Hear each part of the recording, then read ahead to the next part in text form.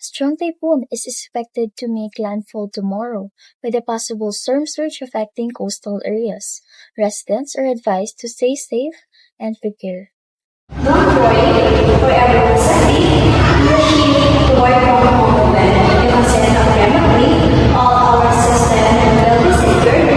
Thanks to Arvin PIA. Hello, this is Naila from TQN Global Service. Due to the typhoon, our team will be working remotely. Rest assured, our operation will continue securely. That's good to hear. I appreciate your preparedness and reliability.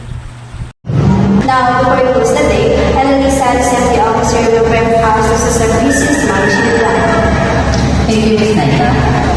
Hello everyone. As part of our readiness, I will walk you through our crisis management plan for typhoon and storm surge, aligned with DOH and OCD guidelines.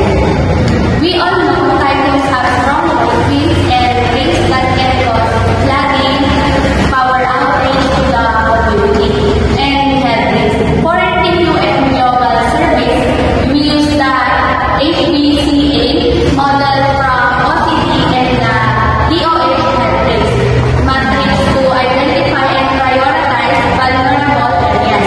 The HR manage staff contact by making the call during the typhoon to make sure everyone is safe. Please report your status right away. The IT specialists ensure your laptops are all encrypted and working properly, and the analyst works from home and reports to our client. For safety measures, let's follow Pag-asa advisories.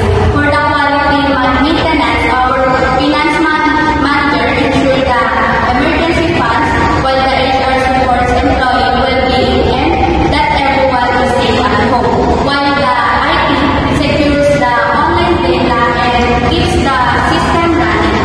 And as the safety officer, making sure that the building is safe to work when you are on the door to office.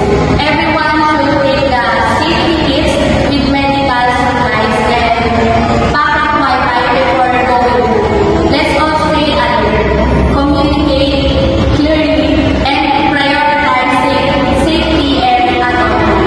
Thank you, everyone. On my first day, I see how TQM Global Services truly value safety, teamwork, and balance. It's reassuring to know that this company isn't focused on performance, but also on integrity, preparedness, and care for people. I'm proud to be part of a company that's ready for any challenge with confidence, compassion, and excellence.